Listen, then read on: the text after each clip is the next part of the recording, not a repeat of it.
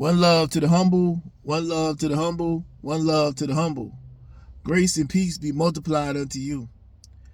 Just to get right into it, I everybody was talking about the Kendrick Lamar performance at the halftime show, and everybody was talking about the message, and they not like us. If you didn't get the message, then they are not like us, and it wasn't meant for you, and all these type of things that people say, that black people tend to say to try to be deep and have some imaginary message or some imaginary feeling or whatever the case may be. I watched it, man. And this ain't me trying to be funny or nothing. I know I'm critical of black people, and I'm always going to be. I'm never going to stop. But I didn't get the message. I watched it. I looked at the way that people were dressed. I looked at all of that. I listened to the song. I even listened to this whole album. Long before any of this right here was going on, I listened to the whole album. Last year when it first came out, I listened to the whole thing. Okay? I didn't get any messages out of it. There is no messages in there as far as I'm concerned. But to everybody else, there's these messages that he's put out. But I'm just believing that black people are so low right now, it don't take much to get them feeling like something spectacular just happened when it really didn't happen. You got to think about this, man. This man was on a platform that's owned by white people. White people own the network. White people own the football stadium. White people own the football teams. White people own everything that he was a part of. And do you think for 1 second that you're going to get up there and do something revolutionary on that platform, that they're going to allow it? And people actually believe that he did something spectacular here, that he really had some deep message that he put out. You really believe that? Or is that what you just wanted to see? That you wanted to believe that that's what it was all about? There is no revolutionary nothing when you on somebody else's platform. Just like when people come online and say they think they're doing something revolutionary, it's not happening, man. Them days are over with. They are over with. When things could be revolutionary was back in the 60s and beyond. I mean, back 60s and back. There ain't no more of that going on today. There ain't going to be no more. Black people cannot be revolutionary because we can't hold to something long enough to make something change. We too integrated in this culture to talk about something revolutionary. It ain't happening. But that's what we want to believe, and that's the games we play with our own selves. Everybody else knows it's not. You see everybody talking about it wasn't all that spectacular. I couldn't hear what they were saying. But yet black people come back and act like it was spectacular. Then you got Serena Williams crip walking. She come out crip walking. Then her family members got killed by some Crips some years ago. She come out crip walking. Oh my God, look at Serena. That was just so profound. What she did was profound. Profound how? That goes to show you why I mind that. But yeah, we talking revolutionary. Malcolm X said back in the 60s about these entertainers being leaders in the black community. The entertainers, the comedians, all of that. They're not leaders.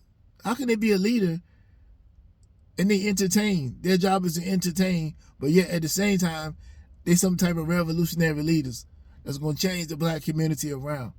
And we going for it every single time. I've never seen the black community and the white community where they have a leader that's a comedian or a singer or an actor. It just don't work like that. But for us, since we idolize these type of people, we actually believe that they're some kind of way got some type of power. Because we don't understand how power works. And people like me, people don't want to hear what I got to say. They don't think I know what I'm talking about. Man, I've been studying this stuff for a long period of time. I ain't new to this, man. I've listened to a lot of great minds from back in the day that was talking about this type of stuff. And you can't see it because of you can't get past the things I say because I have a different approach. It was a good, I mean, as far as just a plain performance, great performance. But as far as some deep message, there was no deep message in that anywhere. None of it was deep. It was just a performance. A black man performing a rap song. And then people say stuff like, well, it wasn't meant for you. It wasn't meant for everybody. You on the largest platform that's get the most views than any other thing on national TV, and you telling me you made a song, you was doing a song that wasn't for everybody. That don't make no sense. It was for everybody. But most of the people couldn't understand what was going on. Rightfully so. But black people get offended by that, and they want to do something, they want to be upset. You can't be upset about this. Then you say the culture is trash. Because music is part of culture. Any culture. Music is a part of the arts. It's part of what makes a culture. Our music that we make represents our culture, if you call it that. But we want to be separated so bad that we find anything to grasp a hold of to try to make it seem like it's so deep and profound. That performance was not deep and profound. Not one bit. If it really had a message and it was really something deep, he wouldn't have been on that stage. Now at the Super Bowl, it wouldn't have happened. But it's hard to convince anybody of that because they want to see something that ain't there. That's how bad it is now. We try to see things that's not even there. We'll make it be what we want it to be. But it ain't there. There was nothing profound about it. There was nothing revolutionary about it. And people are going to go back to doing the same thing they was always doing the very next day.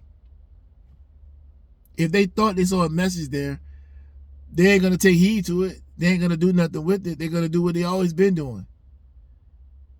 But then if you ask them, what was the message?